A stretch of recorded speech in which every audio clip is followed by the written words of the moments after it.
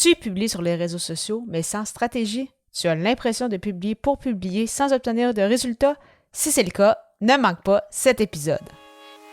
Les médias sociaux en affaires est ton rendez-vous hebdomadaire pour en connaître davantage sur les différents réseaux sociaux et les plateformes de création de contenu dans un contexte d'affaires. Chaque semaine, je répondrai à une question thématique qui te permettra d'appliquer concrètement ces conseils pour ton entreprise. Si tu reconnais l'importance et la puissance des réseaux sociaux ainsi que de la création de contenu pour ton entreprise et que tu souhaites en apprendre davantage sur cet univers, tu es au bon endroit. Je suis Amélie Delebel, travailleuse autonome dans le domaine des communications et marketing depuis février 2020.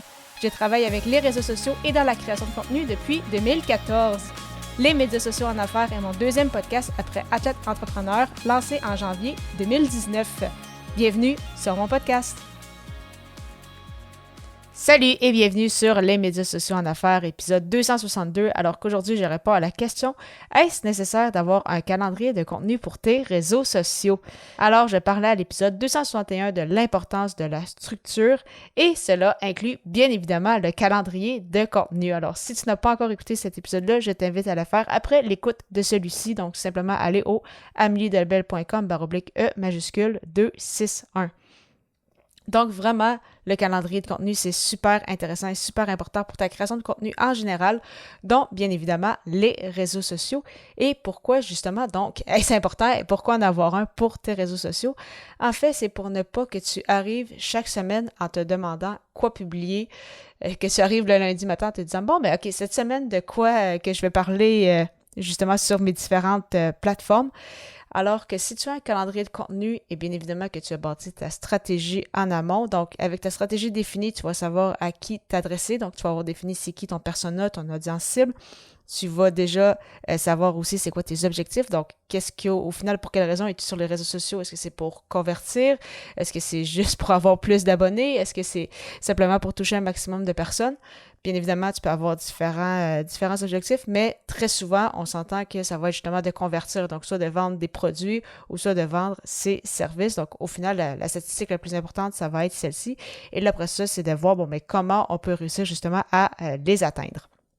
Tu vas également savoir, si tu crées justement ton calendrier de contenu à l'avance, tu vas également déjà savoir quels sont les points importants dans l'année. Donc oui, peut-être les fêtes, les événements importants que tout le monde connaît si tu veux les souligner, mais également si toi tu lances un nouveau produit ou un nouveau service, tu vas également l'ajouter à ton calendrier éditorial. Si par exemple tu as quelques employés ou des collaborateurs ou autres, tu vas peut-être vouloir souligner leur anniversaire, etc. Donc vraiment, planifier tout ça à l'avance va non seulement te donner déjà des idées de publication, mais également, c'est ça, donc tu vas déjà pouvoir les placer dans ton calendrier si bien évidemment ces publications-là t'aident à atteindre tes objectifs. Aussi, en mettant justement toutes ces publications-là à l'avance dans ton calendrier, tu as vraiment plus de chances justement de publier ton contenu, de le partager et bien évidemment d'être constant aussi. Donc, et ce n'est pas juste en fait l'habitude de publier, mais ou d'avoir un calendrier de contenu en général, mais c'est aussi, oui, par exemple, de noter quand tu sais qu'il y a certaines choses importantes qui s'en viennent, si tu as des idées justement de publication selon tes objectifs, mais parfois tu vas peut-être avoir des idées, il y a peut-être des choses, c'est ça, qui vont arriver un peu à dernière minute et c'est tout à fait correct aussi. Donc, avoir un calendrier de contenu ne veut pas dire que tu ne peux pas être spontané non plus. Des fois, il y a des choses qui arrivent, donc il ne faut pas être rigide avec un calendrier de contenu. C'est que c'est vraiment juste un outil de base qui va au moins t'assurer une certaine constance et t'assurer que, en fait, c'est ça, tu vas garder une certaine ligne selon la stratégie et les objectifs que tu vas avoir définis. Et le calendrier te permet également de noter peut-être certaines idées auxquelles tu n'avais pas pensé et qui vont se rajouter au fur et à mesure, donc, dans l'année. Et justement, même si tu as des idées plusieurs mois à l'avance, vraiment, c'est ça ne veut pas dire que tu vas nécessairement les publier. Ça se peut des fois qu'il va y avoir des publications dans le calendrier qui vont être peut-être reportées ou peut-être utilisées à un autre moment, que quelque chose d'autre va prendre la place. Donc ça, c'est vraiment important, je le répète, parce que souvent, j'ai l'impression que quand je dis que c'est important, c'est ça, de planifier à l'avance, les gens pensent que ça veut dire que je suis donc ultra rigide et que ça fait que, bon, mais si tu as planifié ça dans 3 mois, ben là, c'est fini. S'il arrive quelque chose, on peut plus rien faire avec ça. Pas du tout. On peut se dire que dans 3 mois, il arrive telle et telle chose, donc c'est ça qu'on va planifier, mais si entre-temps, il arrive certains éléments, eh bien, on le sait que ben, c'est sûrement, on peut les changer, on peut les déplacer à un autre moment ou autre. Donc, on l'a vu justement avec la COVID, il y a des événements mondiaux comme ça qui peuvent survenir et qui chamboulent un peu tout. Donc, pas obligé nécessairement de planifier toutes les publications 8 mois à l'avance, mais quand même d'avoir, encore une fois, des idées globales. Vraiment, ça va grandement t'aider.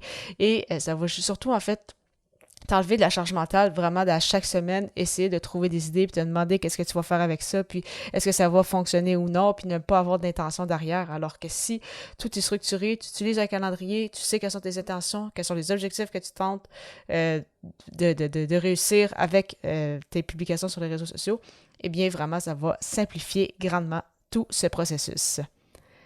Tu souhaites avoir un moment avec moi pour discuter justement de ton calendrier de contenu? Si oui, mon calendrier est ouvert avec plusieurs plages horaires. Pour prendre rendez-vous tout à fait gratuitement, simplement te rendre au ameliedebel.com/consultation et au plaisir de te retrouver à l'épisode 263 alors que le sujet sera comment développer ta communauté avec les réseaux sociaux. À très bientôt!